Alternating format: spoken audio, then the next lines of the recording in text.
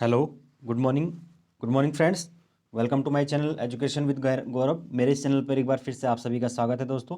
जैसा कि आप सब जानते हैं, मेरे चैनल के ऊपर हम उत्तराखंड लेक्चरर व एलटी की तैयारी कर रहे हैं। ठीक है, तो इसी सीरीज़ में जो है मैं आपके बीच में उत्तराखंड एलटी के लिए जो है टेस्ट लेके आ रहा हूँ। और इससे पहले जो है मैं 7 टेस्ट जो ऑलरेडी करवा चुका हूँ। ये आज का जो है टेस्ट नंबर 8 है। तो इस टेस्ट के अंदर जो है हम जो अधिगम वाला आपका टॉपिक है, लर्निंग वाला, ठीक है ना, तो उस टॉपिक से रिलेटेड जो है ये टेस्ट होगा। ओके, तो आई होप आप लोगों ने अधिगम जो है उस टॉपिक को पढ़ा होगा। उसके बारे में जो है सीटेट में भी जो है क्वेश्चंस इससे आते हैं, और टेट की तैयारी के दौरान आप लोगों ने वो चीज़ पढ़ी होगी। ओके, तो उसी से रिलेटेड हम आज के वीडियो के अंदर क्वेश्चंस करेंगे।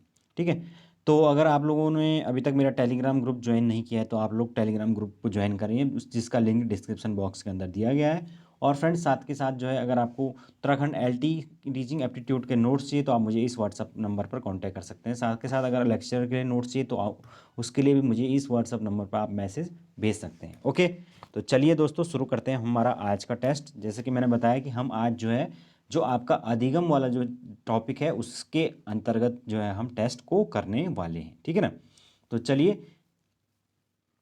तो अधिगम वाला जो टॉपिक है उसके अंतर्गत आप सब जानते हैं कि क्या क्या आते हैं। जो सीखने के जो सिद्धांत हैं डिफरेंट डिफरेंट जो अलग अलग दिए गए हैं। जैसे उसमें थॉर्नडाइक का जो है सबसे पहले सिद्धांत है, ट्रायल एंड एरर मेथड हो गया, क्लासिक पावलोव का जो क्लासिक कंडीशनल थ्योरी थी, ठीक है ना। और उसके अलावा जो अदर अलग अलग जो थ्योरियाँ हैं जितनी भी सारी वो हैं, उन सभी से जो है इससे क्वेश्चंस पूछा जाएगा। ठीक है, तो आप लोग पूरे मेरे साथ ध्यान से बने रहिए और इस टॉपिक को जो है वो उसके अंदर क्वेश्चंस को देखिए, ताकि आपको पता चले कि आपको क्वेश्चंस आ रहे हैं या नहीं आ रहे हैं। और वेरी इंपॉर्टेंट क्वेश्चंस जो है इससे होंगे, एग्जाम के अंदर पूछे जा सकते हैं। ठीक है, तो देखिए यहाँ पर जो पहला क्वेश्चन है हमारे पास वो है, बच्चों की सीखने की प्रक्रिया में माता पिता को डैश निभानी चाहिए, भूमिका निभानी चाहिए। तो कौन सी भूमिका निभानी चाहिए, इसके बारे में आपको बताना है। तो बताइए राइट आंसर क्या होगा। यहाँ पर मैं 20 सेकेंड का टाइम दूंगा आपको, उसमें आपको बताना होगा कि क्या आप राइट आंसर दे सकते हैं। यहाँ पर देखिए, सहानुभूतिपूर्ण हो सकती है, तटस्थ हो सकती है, नकारात्मक हो सकती है, या अग्रोन्मुखी हो सकती है, क्या हो सकती है। तो यहाँ पर जो राइट आंसर हो जाएगा वो होगा ऑप्शन डी। ठीक है, अग्रोन्मुखी यानी कि आगे बढ़कर, मतलब भूमिका होती है किसकी, माता पिता की, बच्चों के सीखने में, उनकी लर्निंग में। ठीक है ना। पहला है, अगला क्वेश्चन देखिए हमारे पास नेक्स्ट है, सीखने के अंतर्दृष्टि सिद्धांत को किसने दिया था। ठीक है, तो जो अंतर्दृष्टि सिद्धांत है, जिसको इनसाइट थ्योरी ऑफ लर्निंग भी कहा जाता है, तो वो किसके द्वारा दी गई थी। तो बहुत सारी थ्योरियाँ आपने पढ़ी हुई हैं, तो वो बताइए आप, इनसाइट थ्योरी जो है वो ऑफ लर्निंग किसने दी थी। तो इनसाइट थ्योरी ऑफ लर्निंग या सीखने का जो अंतर्दृष्टि सिद्धांत है उसको क्या कहा जाता है। उसको कहा जाता है दोस्तों गेस्टाल्टवादी सिद्धांत, या गेस्टाल्ट थ्योरी भी उसको कहा जाता है। ठीक है, और इसको देने वाले कौन थे, इस जो गेस्टाल्टवाद एक संप्रदाय था जर्मनी के अंदर, तो उसी के जो है संस्थापक थे 3 आपके ये कोहलर, कोफका और वर्दीमर। ठीक है ना, तो ये 3 जो है इनको गेस्टाल्टवादी समुदाय का कहा जाता है, कोहलर, कोफका और वर्दीमर। और इन्होंने जो है इस सिद्धांत को दिया था। उसके लिए इन्होंने एक प्रयोग किया था, कोहलर ने। कौन सा प्रयोग, जो उन्होंने सुल्तान नाम के एक चिंपैंजी बंदर के ऊपर प्रयोग किया था। क्या किया था उन्होंने, उसको, उस बंदर को एक कमरे के अंदर बंद कर दिया था। फिर वहाँ पर जो है वो अलग 2 स्टिक्स दे दी, वहाँ पर इस प्रकार से 2 अलग अलग स्टिक्स दे दी। अब ये स्टिक्स जो है वो क्या होती थी, आपस में जुड़ सकती थी, ठीक है ना, कनेक्ट हो सकती थी। लेकिन उसको निकालने थे ऊपर छत पे लगे हुए केले, है ना, किसको, चिंपैंजी को। तो पहले तो उसने केले उछलकर निकालने का प्रयास किया, फिर उसके बाद उसने क्या किया, इन दोनों स्टिक्स का यूज़ किया और उसको निकालने का प्रयास किया, लेकिन वो फिर क्या हुआ, असफल हुआ। लेकिन जब ऐसे में वो स्टिक से खेलता रहा तो अचानक से वो स्टिक जुड़ गई।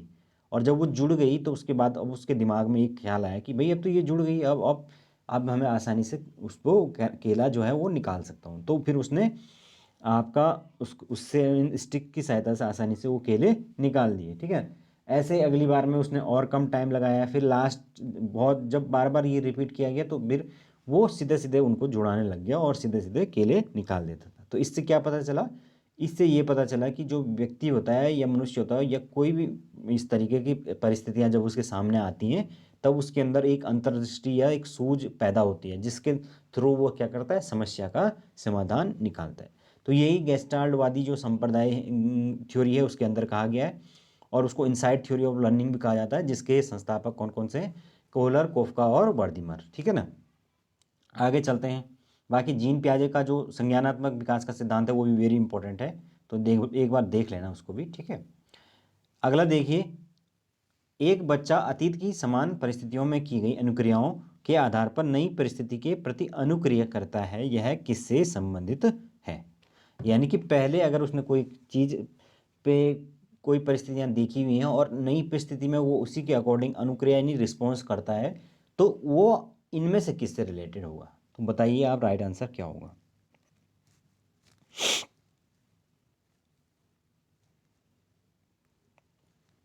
तो यहाँ पर जो राइट आंसर होगा दोस्तों वो होगा कौन सा, ध्यान से देखिए।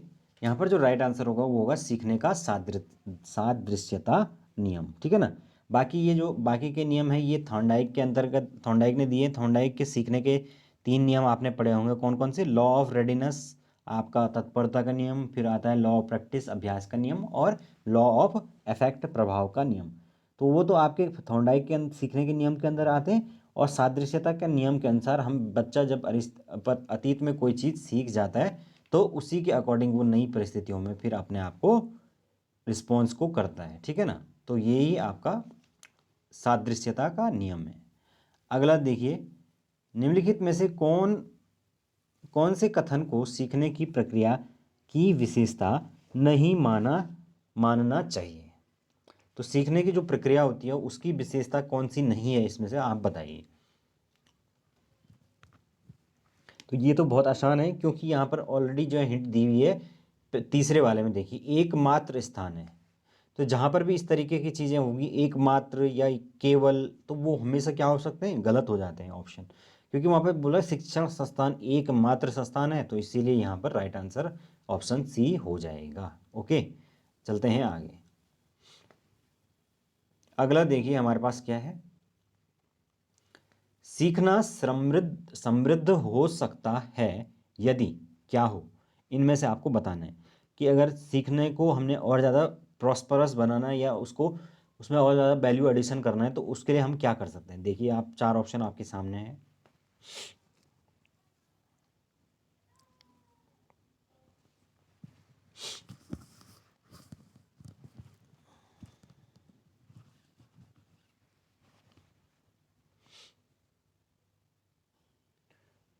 तो यहाँ पर जो दोस्तों राइट आंसर हो जाएगा वो होगा ऑप्शन कौन सा, सी वाला। ठीक है ना। क्योंकि यहाँ पर बात हो रही है वास्तविक दुनिया से उदाहरणों को लाने की, और यही एनसीएफ 2005 में भी कहा गया है कि जो विद्यालय जीवन है या पाठ्य पुस्तक है उसको बाहरी जीवन से कनेक्ट करना है, वास्तविक दुनिया से उदाहरण लेके आना है। तो इसीलिए ये राइट आंसर हो जाएगा। ठीक है। अगला चलें, अगला क्वेश्चन देखते हैं। हमारे पास है, शिक्षार्थी जो पहले सीख चुके हैं उसकी पुनरावृत्ति और प्रत्यास्मरण में शिक्षार्थियों की मदद करना महत्वपूर्ण है, क्योंकि क्योंकि मतलब जो पहले सीख चुके हैं उसको दोबारा से मतलब उसको स्मरण कराना जरूरी है, क्योंकि ये किस लिए जरूरी होता है।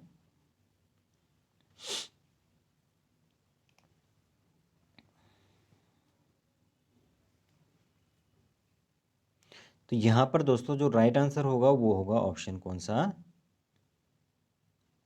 होगा, यहाँ पर जो राइट आंसर होगा वो होगा ऑप्शन बी। ठीक है ना। नई जानकारी को पूर्व जानकारी से जोड़ना सीखने को समृद्ध बनाता है। ओके, हमेशा जो है वो पाठ को कि पूर्व जो उसका नॉलेज है जो उसने अर्लियर कक्षाओं में हासिल किया है उसको इस क्लास में के नॉलेज से जोड़ना है और कनेक्ट करके फिर आगे बढ़ना है। तो इसी ये क्या करेगा, सीखने को समृद्ध बनाएगा, मैंने और ज़्यादा उसमें वैल्यू एडिशन करेगा। ओके, अगला देखिए, निम्नलिखित में से किस कथन को सीखने के लक्षण के रूप में नहीं माना जा सकता है। यानी कि कौन सा कथन ये कहता है कि ये सीखने का लक्षण नहीं है। तो बताइए क्या राइट आंसर होगा।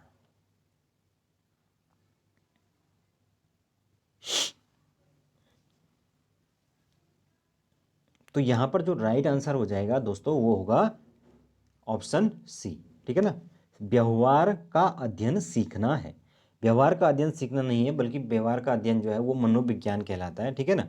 तो वो सीखने का उससे रिलेशन नहीं है, तो इसलिए ये यहाँ पर सीखने का लक्षण के अंतर्गत नहीं आता है। ओके, राइट आंसर सी हो जाएगा। चलते हैं आगे।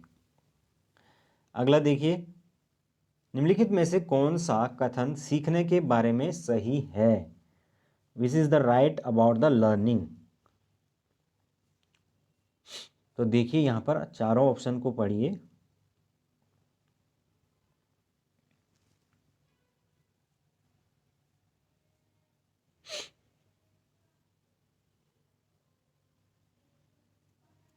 क्या हो सकता है दोस्तों? तो आई होप आप लोगों ने अभी तक जो है आंसर दे दिया होगा। यहाँ पर जो राइट आंसर होगा वो है ऑप्शन बी। सीखना उस वातावरण में प्रभावी होता है जो संवेगात्मक रूप से सकारात्मक हो और शिक्षार्थियों को संतुष्ट करने वाला हो, ठीक है। संवेगात्मक यानी कि इमोशनली, ठीक है ना। सकारात्मक पॉजिटिव माहौल होना जरूरी है और बच्चे को सपोर्ट करने वाला, संतुष्ट करने वाला होना जरूरी है, तभी वहाँ पर लर्निंग हो सकती है, ठीक है। चलते हैं आगे। नेक्स्ट क्वेश्चन देखिए हमारे पास क्या है। एक शिक्षिका पाठ्य वस्तु और फल सब्जियों के कुछ चित्रों का प्रयोग करती है और अपने विद्यार्थियों से चर्चा करती है। विद्यार्थी इस जानकारी को अपने पूर्व ज्ञान से जोड़ते हैं और पोषण की संकल्पना को सीखते हैं। यह उपागम पर आधारित है। तो इनमें से किस पर आधारित है ये उपागम? जबकि वो क्या कर रहे हैं, अपने विद्यार्थी के पूर्व ज्ञान को नए ज्ञान से जोड़ रहे हैं, साथ के साथ उनको चित्र भी दिखा रहे हैं, यानी कि उनको टीएलएम दिखा रहे हैं। तो उसमें क्या होगा, ये कौन सी अप्रोच है? उपागम, उपागम का मतलब होता है अप्रोच।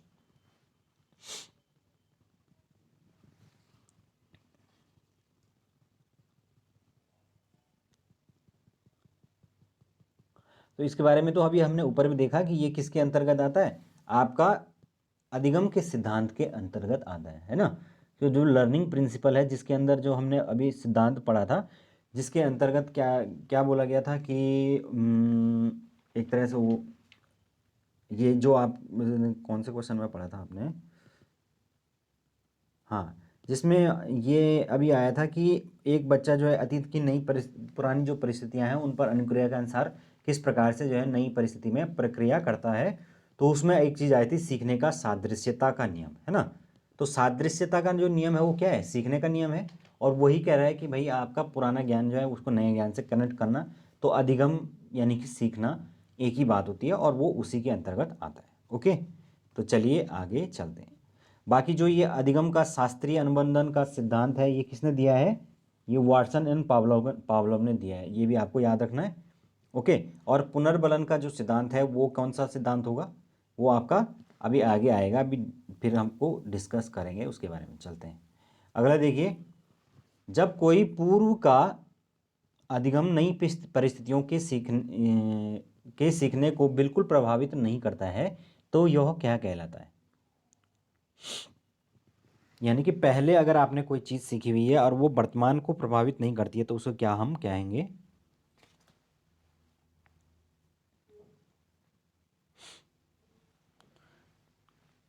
यहाँ पर दोस्तों जो राइट आंसर होगा वो होगा ऑप्शन कौन सा, सी, ठीक है ना। अधिगम का शून्य स्थानांतरण, क्योंकि जो नई परिस्थितियां हैं वो पुरानी परिस्थितियों से अलग हैं, दोनों मतलब सेपरेट काम है, तो उसमें जो है जीरो ट्रांसफ़र होगा।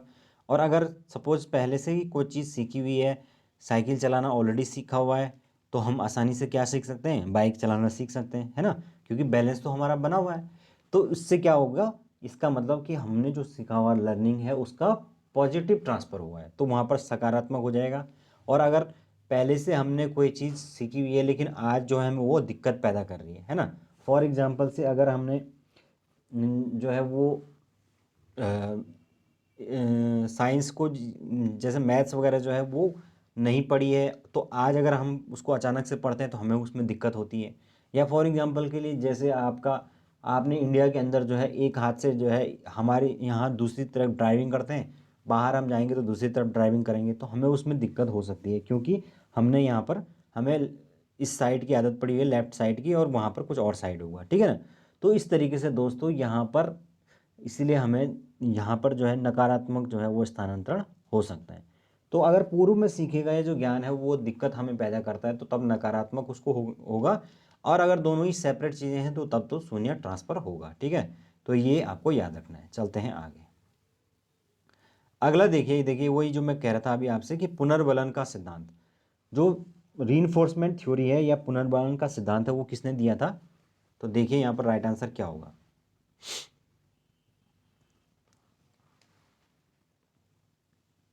तो यहाँ पर जो पुनर्बलन का सिद्धांत है दोस्तों वो किसने दिया था? वो दिया था वीएफ स्किनर, यानी कि स्किनर थ्योरी के नाम से उनको जाना जाता है, जिन्होंने किसके ऊपर? चूहों के ऊपर जो है आप जानते हैं कि प्रयोग किया था।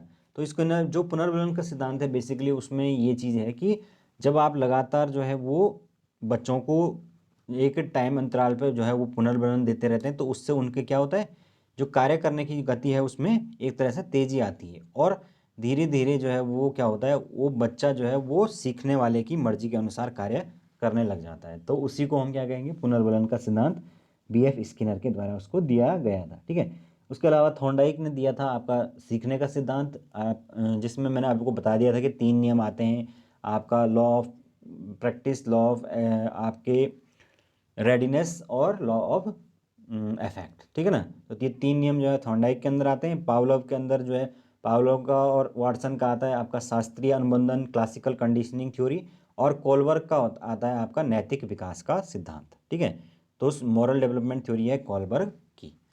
तो इस प्रकार से ये कुछ थ्योरियाँ होती हैं लर्निंग की, ये याद रखनी है। अगला देखिए, निम्नलिखित में से कौन सा चिंतन की प्रक्रिया में सबसे कम महत्वपूर्ण है? तो सबसे जो जब हम चिंतन करते हैं तो उसमें प्रक्रिया में सबसे कम महत्वपूर्ण क्या हो जाता है?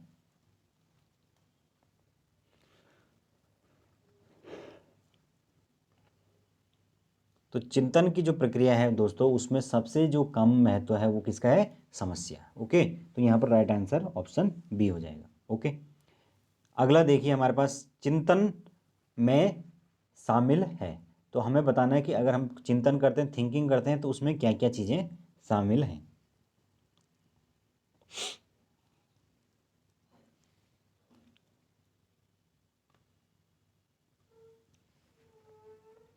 तो यहाँ पर जो राइट आंसर होगा दोस्तों वो होगा ऑप्शन कौन सा?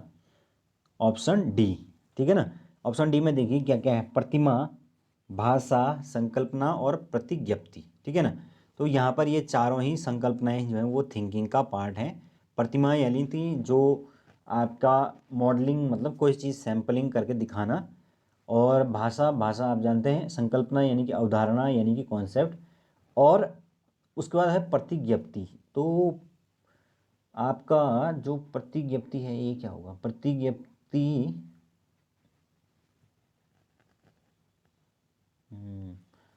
देखना पड़ेगा इसका। प्रतिज्ञप्ति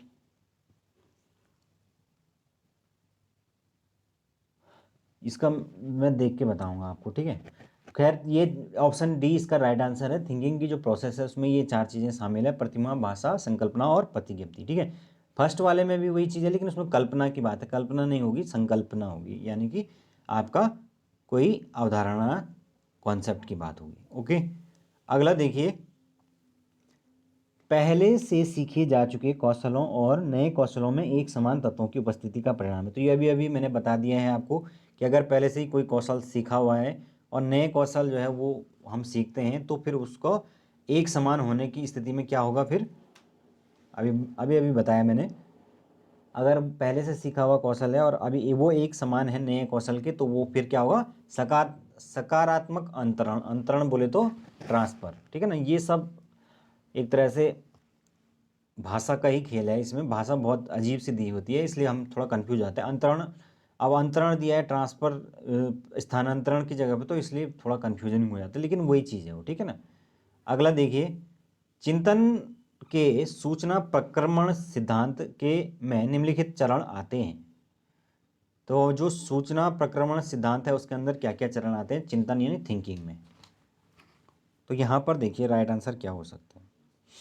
पहला है प्रतिक्रिया क्रियान्वयन, दूसरा है प्रतिक्रिया चयन, तीसरा है पूर्व प्रक्रमण और चौथा है श्रेणीकरण।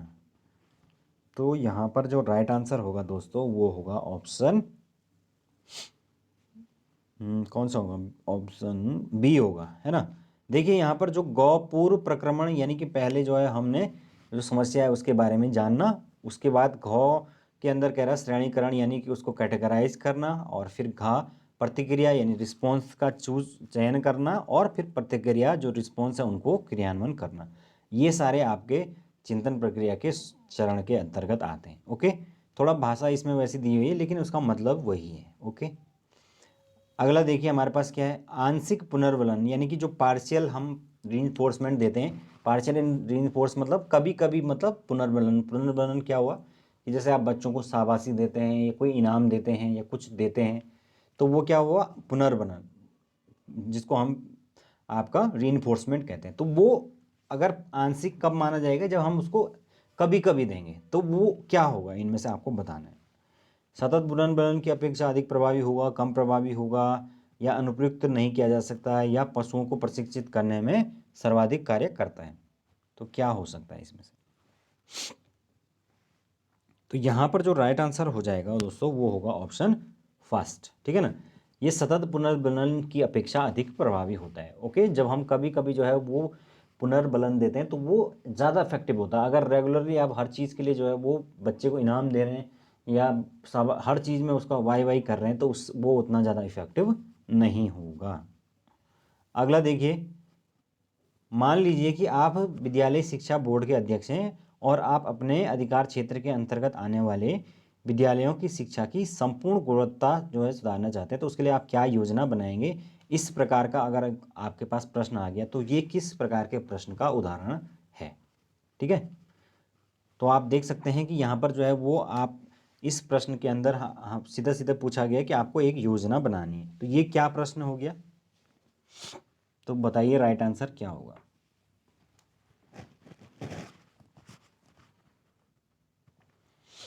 तो यहाँ पर जो राइट आंसर होगा दोस्तों वो होगा उच्च स्तरीय अपसारी। ठीक है, उच्च स्तरीय अपसारी क्यों, क्योंकि यहाँ पर खुले अंत वाला प्रश्न है, ये मुक्त अंत वाला। क्योंकि योजना बनाने के लिए आपने अपने विचार लिखने, तो आप कुछ भी उसमें लिख सकते हो, कितना भी बड़ा, कितना भी क्या, कैसे भी चीज़ें उसमें डाल सकते हो।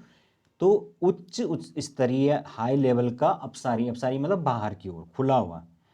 और अभिसारी कब होंगे, जबकि उसमें बंद अंत वाले क्वेश्चन होंगे। जैसे कि अगर केवल बोला गया है कि यस एंड नो में आंसर कीजिए, या 4 ऑप्शन में से आपको चूज करना है, तो वो आपके आपके क्या हो जाएंगे, अभिसारी प्रश्न हो जाएंगे। ठीक है, उसमें से भी देखिए उच्च उच्च स्तरीय भी होंगे कुछ। उच्च स्तरीय अभिसारी में तो केवल 2 ही ऑप्शन होंगे, यस एंड नो। फिर निम्न स्तरीय में कम से कम 4 ऑप्शन होंगे। इस तरीके से ये हम देख सकते हैं कि ये क्वेश्चन, चूंकि इसमें हम पूरी तरीके से अपने विचार लिख सकते हैं, तो ये उच्च स्तरीय अपसारी हो जाएगा। ठीक है ना, अपसारी का मतलब होता है डाइवर्जेंट। अगला देखिए, सीखने की तत्परता की ओर संकेत करती है। तो ये अभी अभी मैंने बताया था आपको, सीखने की तत्परता या लॉ ऑफ रेडीनेस, तो वो किसके अंतर्गत आता है, वो आता है दोस्तों आपके किसके अंदर, थॉर्नडाइक के सिद्धांत के अंदर। ठीक है ना, क्योंकि आप जानते हैं कि थॉर्नडाइक जो है उन्होंने 3 सिद्धांत दिए थे, है ना। 3 सिद्धांत में पहला सिद्धांत तो यही है कि बच्चा सबसे पहले क्या हो, सीखने के लिए रेडी होना जरूरी है। जब तक वो मेंटली अगर रेडी नहीं है तो तब तक आप उसको सिखा ही नहीं सकते हैं। क्योंकि उसके लिए रेडी होने का मतलब ये है कि मेंटली रेडी हो, फिर पुराने जो कक्षाओं का एटलीस्ट उसको थोड़ा बहुत ज्ञान होना जरूरी है। एकदम से वो नई चीज़ नहीं पकड़ सकता है। और दूसरा होता है उसमें आपका लॉ ऑफ प्रैक्टिस, तो वो आप जानते हैं कि जितना ज़्यादा हम अभ्यास करते जाते हैं उतने ज़्यादा हम एक्सपर्ट बनते चले जाते हैं किसी भी चीज़ में। तो ये तो हर जगह काम होता है।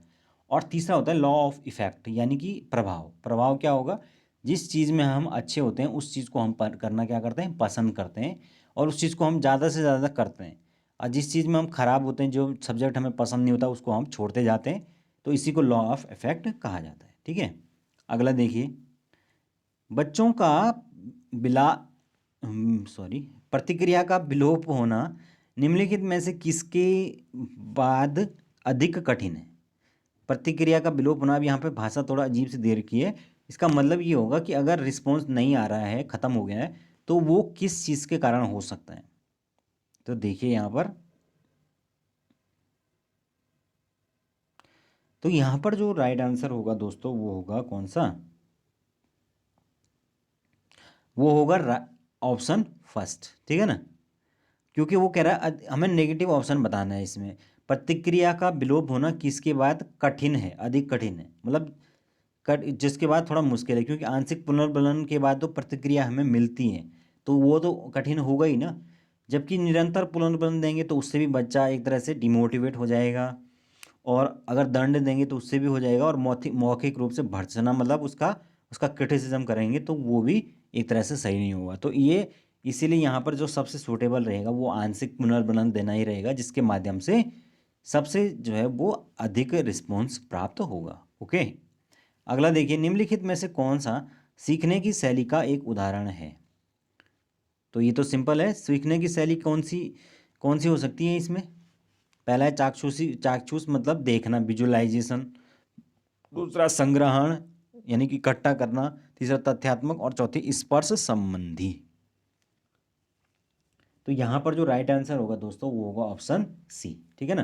तथ्यात्मक जो है शैली एक सीखने की शैली के अंतर्गत आती है, जिसमें आप फैक्चुअल चीज़ें पढ़ते हैं। अगला देखिए, चलते हैं आगे। नेक्स्ट है, सीखने के बारे में निम्नलिखित में से कौन सा एक सत्य है, यानी कि राइट आंसर कौन सा इसमें अबाउट सीखना यानी लर्निंग के बारे में कौन सा सही है। तो देखिए इसको,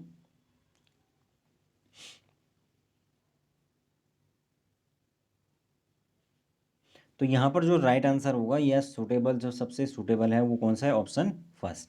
सीखने को सामाजिक क्रियाएं सुविधा देती हैं। सुविधा देने का मतलब है कि सामाजिक अगर कोई है व्यक्ति तो वो ज़्यादा अच्छा उस मतलब सामाजिकरण उसका अगर हो रखा है तो वो सीखने में उसकी मदद करेगा, ठीक है। बाकी के ऑप्शन देखिए, निष्क्रिय ग्रहणशील प्रक्रिया है तो निष्क्रिय नहीं है। फिर सीखना पूर्व ज्ञान पर आधारित नहीं है तो ये गलत है, और सीखना कौशलों के संचय के समान है तो ये भी गलत है, ठीक है ना। अगला देखिए, निगमनात्मक तर्कणा में शामिल है। तो तर्कणा यानी कि तर्क, ठीक है ना। तर्कणा तर्क ऐसी इस तरीके अजीब सी भाषा इन्होंने बोली रहती है। तो बताइए, खैर इसमें निगमनात्मक जो तर्कणा है उसमें क्या शामिल है इसमें।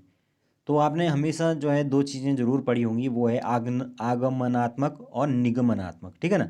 तो इसमें एक बात आपको दिमाग में रखनी है कि निगमनात्मक में नी आ रहा है शुरुआत में, है ना। आ रहा है कि नहीं आ रहा, शुरुआत में नी आ रहा है, तो नी का मतलब होगा नियम, ठीक है। इसका मतलब नियम से और उदाहरण की तरफ जिसमें आप बढ़ेंगे वो आपका हो जाएगा कौन सी, निगमनात्मक तर्कणा, ठीक है। या पहले आप अब इसमें से बताइए कि नियम से जब हम उदाहरण की तरफ बढ़ते हैं तो उसको हम क्या कहते हैं, क्या क्या चीज़ होगी वो, दिमाग लगाइए। तो यहाँ पर जो राइट आंसर होगा वो होगा ऑप्शन कौन सा, फर्स्ट। क्योंकि नियम की से उदाहरण की ओर बढ़ रहे हैं। नियम का मतलब होता है कि कोई ऐसी चीज़ जो जनरलाइजेशन हो चुका है, जो सामान्य जिसका सामान्यीकरण हो चुका है, उस नियम को हम कहीं पर भी अप्लाई कर सकते हैं किसी और कहीं किसी भी एग्जाम्पल पर, वो सेम रिजल्ट देगा, तो वो सामान्य चीज़ हुई। और वहाँ से विशिष्ट की ओर बढ़ना यानी कि अलग अलग जो एग्जाम्पल्स हैं वो विशिष्टता के उदाहरण हो गए। तो सामान्य से विशिष्ट मतलब नियम से आपका उदाहरण की तरफ बढ़ना। ओके, चलते हैं आगे। अगला देखिए, जब बच्चे एक अवधारणा को सीखते हैं और उनका प्रयोग करते हैं तो अभ्यास के द्वारा तो अभ्यास उनके द्वारा की जाने वाली त्रुटियों को कम करने में मदद करता है। यह विचार किसका है। तो अभी हमने बताया था कि जो ट्रायल एंड एरर का मेथड है, प्रयास एवं त्रुटि का सिद्धांत, वो किसने दिया था, वो दिए हैं दोस्तों आपके E.L. थॉर्नडाइक ने, जिनको कि आपका मनोविज्ञान का पिता भी कहा जाता है, ठीक है। तो इन्होंने ही जो है ट्रायल एंड एरर का मेथड दिया था, और इसके लिए इन्होंने एक जो कुत्ता है उसके ऊपर प्रयोग किया था, आप जानते हैं, है ना। तो थॉर्नडाइक के जो 3 नियम है वो मैं आपको बता चुका हूँ। अगला देखिए, शिक्षार्थी जब तक नहीं सीख सकते, जब तक मतलब तब तक नहीं सीख सकते जब तक क्या ना हो, निम्नलिखित में से देखिए क्या आंसर हो सकता है।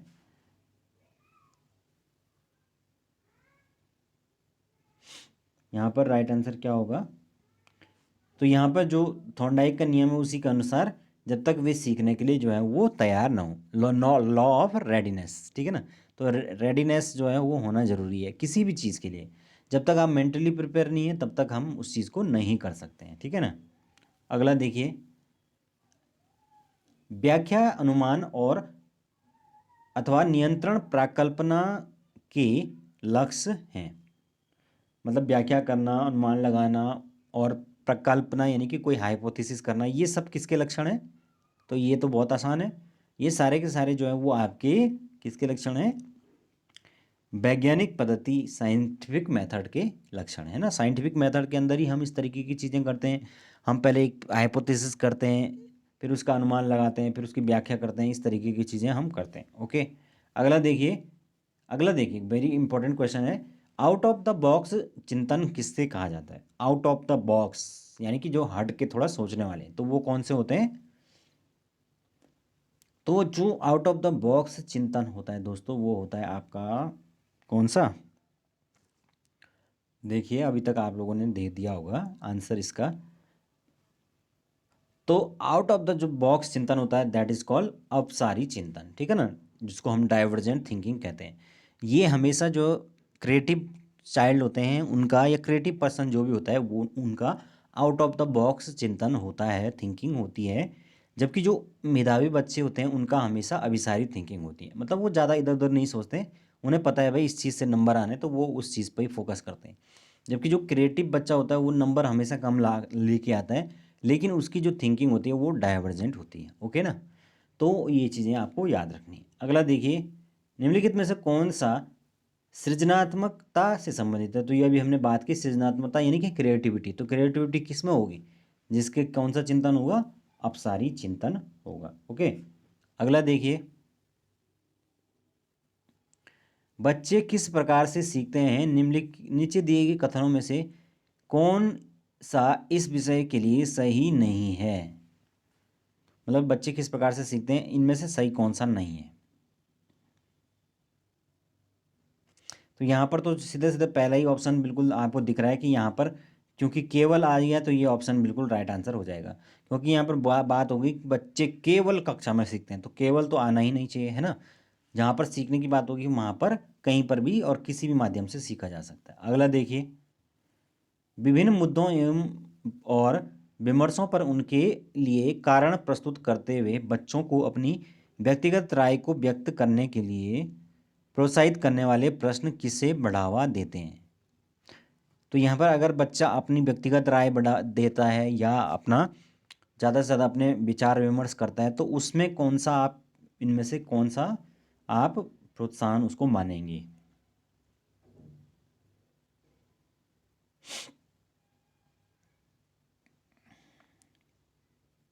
तो यहाँ पर जो राइट आंसर होगा दोस्तों वो होगा ऑप्शन डी, ठीक है ना, विश्लेषणात्मक और आलोचनात्मक चिंतन।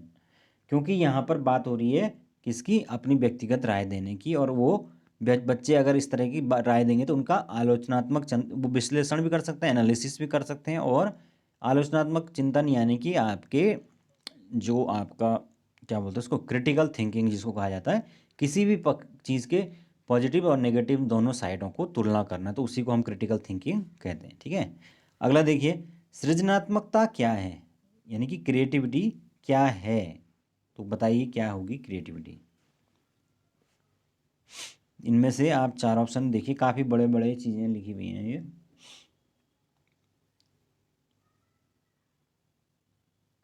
तो यहाँ पर देखिए आप एक हिंट भी दे रखी है, उससे आप तुरंत जो है वो क्वेश्चन को कर सकते हैं।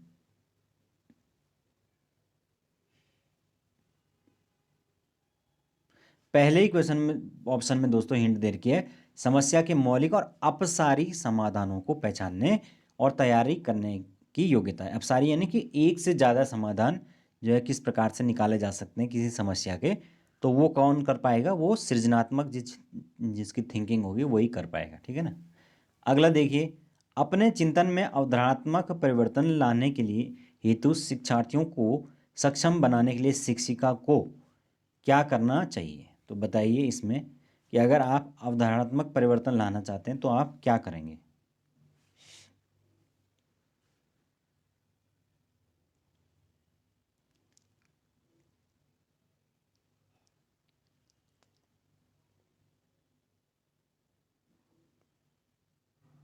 तो यहाँ पर जो राइट आंसर होगा वो ऑप्शन डी हो जाएगा, ठीक है ना। स्पष्ट और आश्वस्त करने वाली व्याख्या देनी चाहिए तथा शिक्षार्थियों के साथ चर्चा करनी चाहिए। चर्चा, विचार विमर्श, ये सब चीज़ें जहाँ भी आएगी वो क्योंकि डेमोक्रेटिक जो है वो वैल्यूज़ को फॉलो करना है, तो इसीलिए ये राइट आंसर हो जाएगा। और आज का हमारा जो अंतिम क्वेश्चन है दोस्तों वो है सीखना, यानी कि लर्निंग। तो लर्निंग इनमें से आपका किस चीज़ के ऊपर डिपेंड करेगा, देखिए आप। तो यहाँ पर जो सही उत्तर होगा दोस्तों वो होगा कौन सा, ऑप्शन डी। सीखना जो है वो सीखने वाले के संवेगों से प्रभावित है। ठीक है, संवेग यानी कि इमोशंस। तो इमोशंस जो है वो कहीं ना कहीं जो है वो प्रभावित करते हैं। ठीक है, तो ये थे दोस्तों हमारे आज के क्वेश्चन जो कि हमने अधिगम वाला जो चैप्टर है उससे पढ़े थे। ठीक है ना। अब जो नेक्स्ट जो हम एक्सरसाइज करेंगे वो अभिप्रेरणा मोटिवेशन वाले टॉपिक से करेंगे। ठीक है, तो आई होप आप लोगों को जो है वो टेस्ट ठीक लगा होगा और आप थोड़ा बहुत अपना असेसमेंट कर पा रहे होंगे। ठीक है, तो thank you so much, have a good day.